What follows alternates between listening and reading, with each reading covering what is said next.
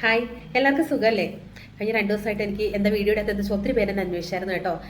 2 ദിവസം തിരക്കൊക്കെ ആയിരുന്നു. അതിനിടയ്ക്ക് എൻ്റെ കൂട്ടുകാരൊക്കെ എന്നെ കാണാൻ വന്നു. എനിക്ക് ഒത്തിരി സന്തോഷമായി.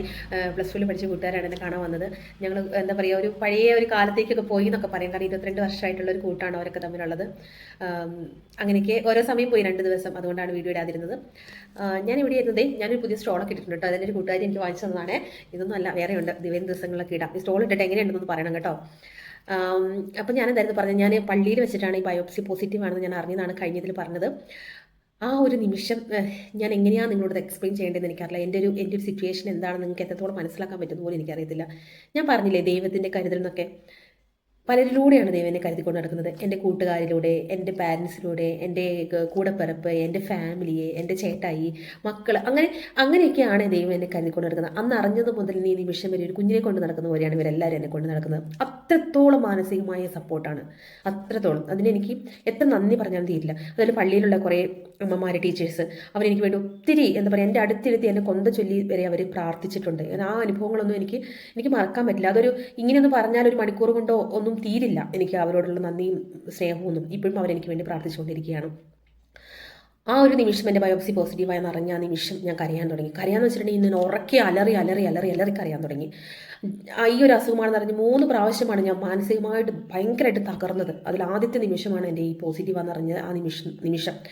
എൻ്റെ കരച്ചിൽ സത്യം പറഞ്ഞാൽ അത്രത്തോളം ജനങ്ങൾ ആ പള്ളിയിലുണ്ടായിരുന്നു, അനുഗ്രഹ ധ്യാന കേന്ദ്രത്തിലുണ്ടായിരുന്നു. എൻ്റെ കരച്ചിൽ, എനിക്കിത് വേണ്ട ഈശോയെ എന്ന് പറഞ്ഞിട്ട് ഞാൻ അലറി അവിടെ കരഞ്ഞു.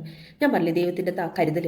എൻ്റെ കസിനെ ഞാനന്ന് അവിടെ നിന്ന് വീട്ടിൽ നിന്ന് വിളിക്കാൻ എനിക്ക് തോന്നിയില്ലായിരുന്നെങ്കിൽ പക്ഷേ ഞാൻ അവിടെ വീട് പോകുമായിരുന്നു. അവളുടെ കൈകളാണ് എനിക്ക് താങ്ങായി ദൈവം തന്നത്. അവൾ എന്നെ ചേർത്ത് പിടിച്ച് കൊണ്ട് നടന്നു. ഇടി നീ കരയല്ലേ, ഒന്നുമില്ല, നീ വിഷമിക്കണ്ട എന്ന് പറഞ്ഞു. പക്ഷേ നിങ്ങൾക്കറിയാലോ ആ ഒരു സമയം എന്ന് പറയുന്നത് അങ്ങനെയാണ്. ഞാൻ അലറിക്കരഞ്ഞു. പിന്നെ അവൾ എന്നോട് പറഞ്ഞു, നീ കരയുന്നത് കരയട്ടെ എന്ന്. അവൾ കരഞ്ഞ് അവിടെ തീരട്ടെ, നീ കരഞ്ഞ് അവിടെ തീർക്കുക എന്ന് എന്നോട് പറഞ്ഞു. പക്ഷെ അടുത്തിരിക്കുന്നവരൊക്കെ എന്നെ നോക്കുന്നുണ്ടെങ്കിലും അത്രയും ജനസമുദ്രത്തിൻ്റെ ഇടയിൽ എൻ്റെ കരച്ചിലൊന്നും പുറത്തേക്കൊന്നും മറ്റുള്ളവർക്ക് കേൾക്കാൻ പറ്റും. അത്രത്തോളം ആളുകളാണ് അവിടെ കൂടിയത്. ഞാൻ ആ അലറിക്കരഞ്ഞു. ഞാൻ പ്രാർത്ഥിക്കുന്നത് എന്താണെന്നറിയോ, എനിക്ക് തന്നിരിക്കുന്ന ഈ സഹനം അത് മറ്റുള്ളവർക്ക് നന്മയാക്കണേ ദൈവമേ എന്ന് മാത്രമാണ് ഇപ്പോൾ എൻ്റെ പ്രാർത്ഥന. കാരണം വന്നവർക്ക് വന്ന് കാണും, പക്ഷേ ഇനി ഒരിക്കൽ കൂടി വേറൊരാൾക്ക് വരരുത് എന്നാണ് എൻ്റെ ആത്മാർത്ഥമായ പ്രാർത്ഥന എന്ന് പറയുന്നത്. അപ്പോൾ അവൾ എന്നോട് പറഞ്ഞു, നമുക്ക് അച്ഛനെ ഒന്ന് കാണാമെന്ന് പറഞ്ഞു.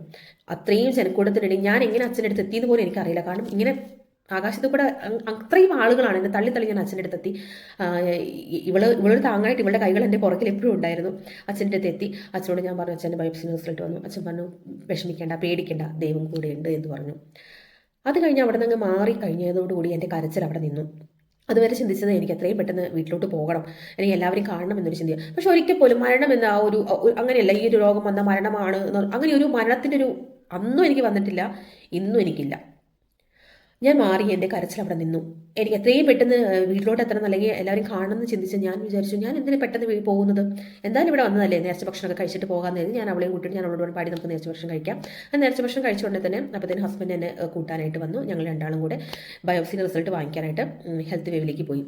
ഞാൻ അവിടെ എത്തുന്നതിന് മുന്നേ തന്നെ എൻ്റെ കൂട്ടുകാരും എൻ്റെ കസിൻ ചേട്ടായിയും അവരുടെ ഫാമിലിയും എല്ലാവരും ആ ഹെൽത്ത് വേവിൽ ചേച്ചിമാരും എല്ലാം അവിടെ എത്തിയിട്ടുണ്ടായിരുന്നു. അപ്പോഴേക്കും എന്നെ അലറിക്കറിച്ചു. അങ്ങനെ എല്ലാവരും കാണുമ്പോൾ ഞാൻ കരഞ്ഞുകൊണ്ടേ ഇരിക്കുകയാണ്. കണ്ണിൽ നിന്ന് എന്തായാലും വെള്ളം, നമുക്ക് സങ്കടം എന്തായാലും നമ്മുടെ ഉള്ളിൻ്റെ ഹൃദയം പൊട്ടി എന്തായാലും നമുക്ക് സങ്കടങ്ങൾ വന്നുകൊണ്ടിരിക്കുമല്ലോ. പക്ഷേ എന്നാലും എനിക്ക് തോന്നുന്നത് ഞാൻ ഒന്നും കൂടെ ഒന്ന് ഒതുങ്ങി എൻ്റെ കരച്ചിൽ.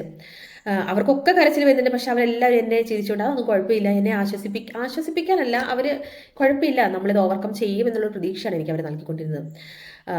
അങ്ങനെ അവിടുത്തെ ഹെൽത്ത് വേവിൻ്റെ റിസൾട്ട് വന്നു. എൻ്റെ റിസൾട്ട് ഇങ്ങനെയാണ്, HER2 പോസിറ്റീവാണ്, ഗ്രേഡ് 3 അങ്ങനെയാണ് വന്നിരിക്കുന്നത്.